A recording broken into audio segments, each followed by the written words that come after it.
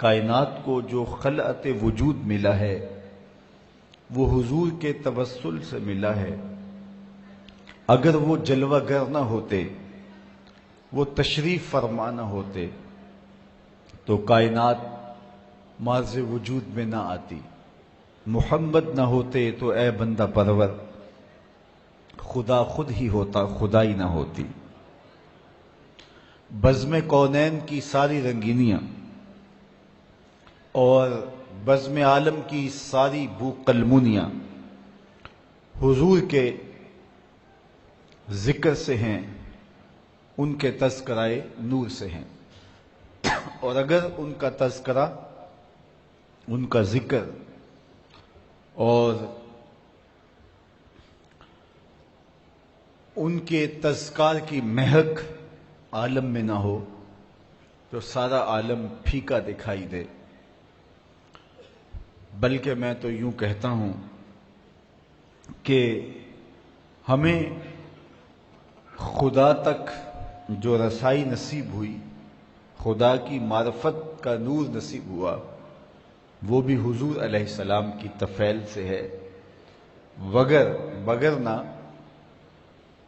ایک ایسی ذات کو ماننا اور یقین بھی اتنا پختہ کہ ہمیں اپنے ہونے کا اتنا یقین نہیں ہے جتنا ذات باری کے ہونے کا یقین ہے۔ اور بالخصوص ماہ صیام میں یہ منظر دیکھنے کو ملتا ہے کہ سخت گرمی ہے، زباں کانٹا بن گئی، ہونٹ خشک ہیں، حلق خشک ہے۔ سخت گرمی کے باوجود دروازہ مکفل اور ٹھنڈا پانی بھی دستیاب، اور ہم ایک لقمہ بھی اور ایک قطرہ پانی کا بھی حلق سے نیچے نہیں اتارتے، اس لیے کہ ہمارا رب ہمیں دیکھ رہا ہے۔ یہ یقین ہمیں بند کمرے میں بھی میسر ہونے کے باوجود ٹھنڈا مشروب حلق سے اتارنے سے روک دیتا ہے۔ یہ اس کی ذات پر یقین ہے۔ یہ یقین کیسے پیدا ہوا؟ یہ تیقن کیسے ملا؟ ایک ایسی ذات پر جس کو دیکھا نہیں، جس کو چھوا نہیں، جس سے کبھی ہم کلام نہیں ہوئے، جس کو سوچنے بیٹھ جائیں تو مرغ عقل تھک کے گر جائے، جو وہم، خیال، ادراک کی حدود سے ورا ہے۔ اکبر الہ آبادی نے کہا تھا، تو دل میں تو آتا ہے سمجھ میں نہیں آتا، میں جان گیا بس تیری پہچان یہی ہے۔ تو سوچا نہیں جا سکتا، ناپا نہیں جا سکتا، تولا نہیں جا سکتا، دیکھا نہیں جا سکتا۔ لا تدرکہ الابصار، تمہاری آنکھوں میں طاقت کہاں کہ اس کے جلووں کی تاب لا سکو۔ تو جس کو دیکھا نہیں جا سکا، جس کو سوچا نہیں جا سکتا، جس کو سمجھا نہیں جا سکتا، صرف مانا جا سکتا ہے، اور وہ مانا حضور کے کہنے پہ۔ ایسی ذات کو کہ جو فہم و ادراک کی حدود سے ورا ہے، اور یہ وہ انسان مان رہا ہے جو محسوسات کا عادی تھا۔ اقبال نے کہا، خو گرے پیکرے محسوس تھی انسان کی نظر، بن دیکھے خدا کو پھر کوئی مانتا کیوں کر۔ یہ انسان کی نظر تھی کہ وہ محسوسات کی عادی تھی، وہ دیکھ کر ماننے کا مزاج رکھتی تھی، اور ایک ایسے خدا کو منوایا گیا جو دیکھا ہی نہیں جا سکتا، جو عقل و فہم کی حدود سے ورا ہے، جو شنوائی نہیں دیتا، جو سنائی نہیں دیتا، جس کو چھوا نہیں جاتا، حواس خمسہ جس کا ادراک نہیں کر سکتے، عقل کی پہنچ سے وہ بالا ہے، اس پر اتنا پختہ یقین کہ اپنے ہونے کا اتنا یقین نہیں جس کا اس کے ہونے کا یقین ہے۔ تو یہ یقین پیدا کہاں سے ہوا؟ یہ پیدا یقین ہوا تو محمد عربی کی چوکھٹ سے نصیب۔ فیض پہنچا ہے رضا احمد پاک کا، ورنہ ہم کیا جانتے خدا کون ہے۔ تو خدا تک ہمیں رسائی جو نصیب ہوئی، یہ حضور کی چوکھٹ سے نصیب ہوئی۔ حضور کی شہادت سے ہم نے اس پاکیزہ وجود کو مانا۔ اللہ کے محبوب علیہ السلام ایک دن کہیں جا رہے تھے تو سوا نامی ایک شخص کے پاس ایک گھوڑا تھا، حضور کو پسند آ گیا، تو اسے کہا کہ یہ گھوڑا بیچتے ہو؟ اس نے کہا جی بیچتا ہوں. کتنے کا سودا طے ہو گیا؟ فرمایا میں تاجرانہ غرض سے تو نہیں یہاں آیا تھا، اچانک تمہارا گھوڑا مجھے پسند آ گیا تو میں نے خرید لیا، تم رکو میں اس کی قیمت لے کے آتا ہوں.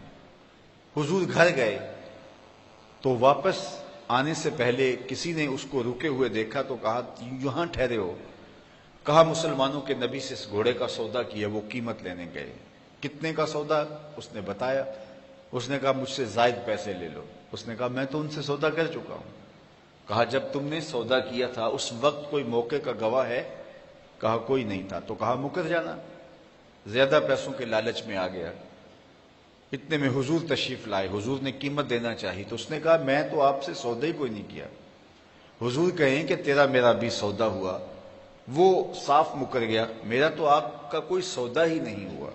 اسی تکرار میں لوگ جمع ہو گئے. جب لوگوں کا ہجوم بنا تو سوا نے سوچا کہ صادق بھی یہ ہیں، امین بھی یہی ہیں، لوگ انہیں ہی سچا کہیں گے، مجھے جھوٹا کہیں گے. میرا تو خیال تھا انکار کروں گا تو گزر جاؤں گا اور مہنگے داموں بیچ لوں گا، تو یہ تو میں پھنس گیا. لیکن اس نے کہا اچھا مجھے آپ بتائیے، جب دو آدمیوں کے مابین یوں نزاع بن جائے تو آپ کی شریعت میں تصفیہ کی صورت کیا ہے؟ تو میرے حضور نے فرمایا کہ میری شریعت تو یہ کہتی ہے کہ جو شخص مدعی ہے وہ گواہ لائے، والیمین علی من انکر، اور جو انکار کرتا ہے وہ قسم دے. اس نے کہا جی طے ہو گیا. اگر آپ نے مجھ سے گھوڑا خریدا ہے، مدعی آپ ہیں، تو آپ گواہ لائیں، اور اگر آپ کے پاس گواہ نہیں ہے تو میں قسم دے دیتا ہوں.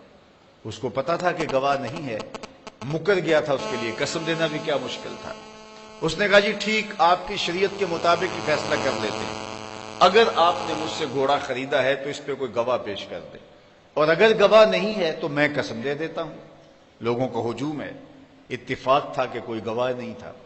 تو جب اس نے بار بار مطالبہ کیا آپ گواہ لائیں نہیں تو میں قسم دیتا ہوں. مجمع میں موجود ایک صحابی حضرت خزیمہ بن ثابت انصاری رضی اللہ تعالی عنہ آگے بڑھے، سینے پہ ہاتھ رکھا اور سوا سے مخاطب ہو کے کہا قسم گواہی مانگتا ہے، میں گواہی دیتا ہوں. اللہ کے رسول نے تجھ سے گھوڑا خریدا ہے، جتنی قیمت حضور بتا رہے ہیں اتنے میں سودا ہوا ہے. اس نے مفت تو دیا نہیں تھا، زیادہ پیسوں کے لالچ میں آ گیا تھا اور مکر گیا تھا. اس نے بھی سوچا چلو مجھے فرار کا راستہ ملا، کوئی بحث نہیں کی. اس نے کہا جی ٹھیک ہے میرا مطالبہ پورا ہو گیا، لائیے قیمت، اور یہ رہا گھوڑا. حضور نے گھوڑا پکڑا، لوگ ہٹنے لگے، مجمع چھٹنے لگا.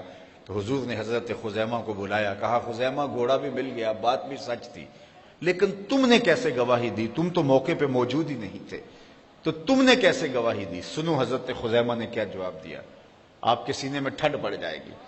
حضرت خزیمہ نے کیا جواب دیا؟ عرض کی حضور آپ کے کہنے پہ ہم نے رب کی گواہی دی تھی. یہ گھوڑا کیا ہوتا ہے؟ جنت دوزخ کی گواہی دے دی. کیا ہم نے دیکھا تھا؟ آپ نے کہا تو ہم نے مان لیا، اور یہ بھی تو آپ ہی کہہ رہے تھے کہ میں نے گھوڑا خریدا ہے. حضور نے حضرت خزیمہ کا ہاتھ پکڑ کے فضا میں بلند کیا اور جانے والوں کو کہا رک جاؤ، ٹھہر جاؤ. کسی عدالت میں، کسی کچہری میں گواہوں کی ضرورت ہو، لوگوں سن لو، میری شریعت دو گواہ مانگتی ہے، لیکن جہاں میرا خزیمہ ہوگا ایک کی گواہی دو کے قائم مقام. تو خدا تک پہنچنے کا راستہ ذات رسالت مآب صلی اللہ